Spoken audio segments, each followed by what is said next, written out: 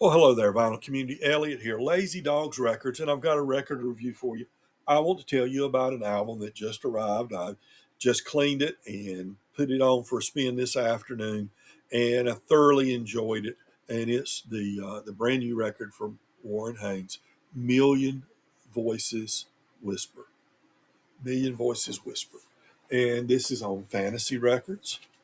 It was produced by Warren Haynes with a little help from Derek Trucks on a couple of them.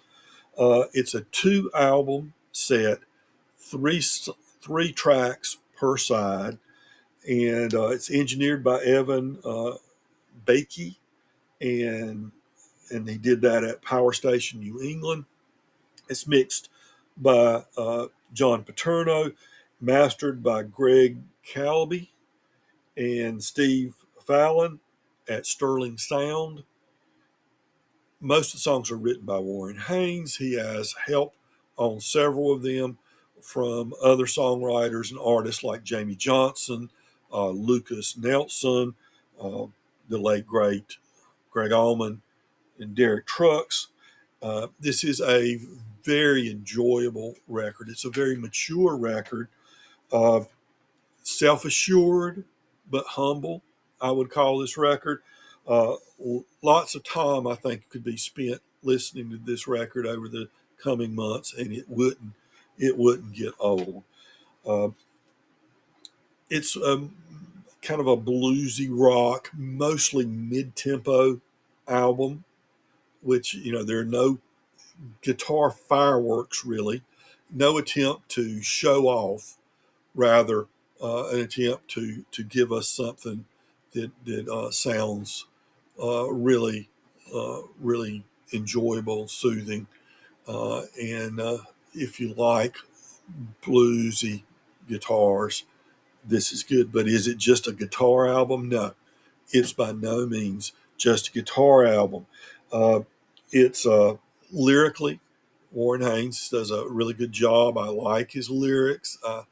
He's I use that word mature again. Lyrically, it's a mature album. Uh, Instrumentally, of course, it's outstanding. Not only do you have Warren Haynes playing electric guitar, but you also have Derek Trucks on four tracks playing. Uh, the general lineup is guitar, bass, drums, and keyboard. And the keyboardist is John Medeski, and he plays a pretty prominent role in here.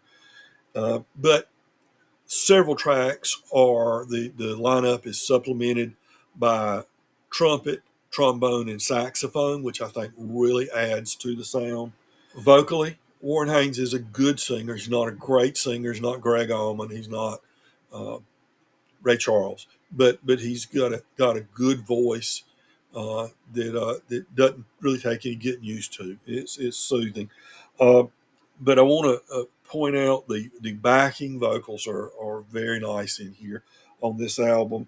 Uh, Sandra Williams does most of the backing vocals, and so vocally it's a pleasing album.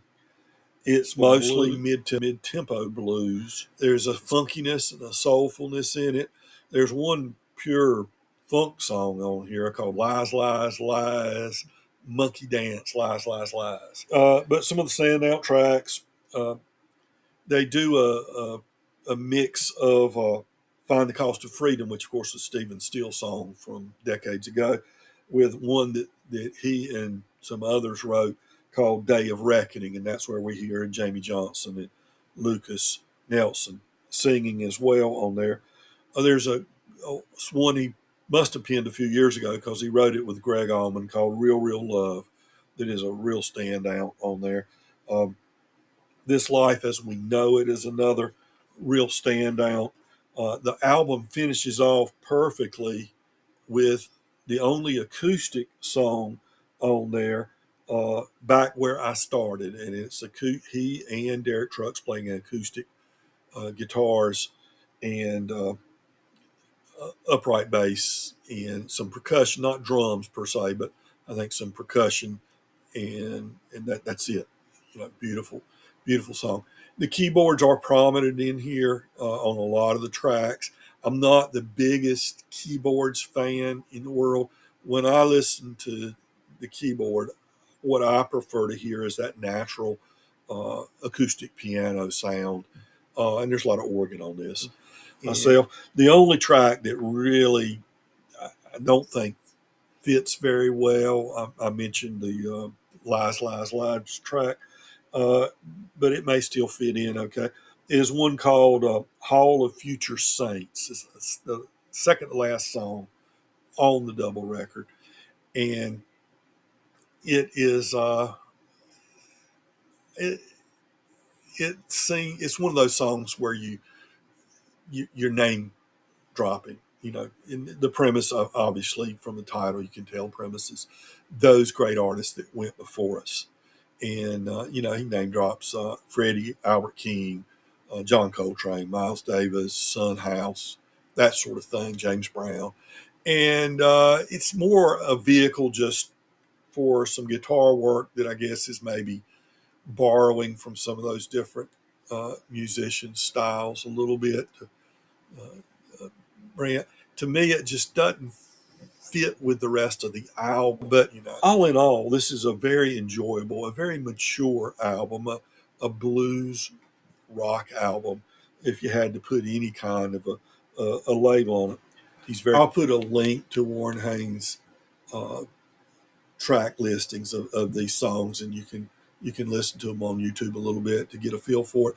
I'd highly recommend it. This is, as I said, got it from Amazon, uh, pre-ordered it, got it for on sale for $21 and some cents uh, before it was actually sent out. It was originally $33, and so I highly recommend it. I think you should check it out if you like great guitars and you don't want them just to sit there and shred the whole time.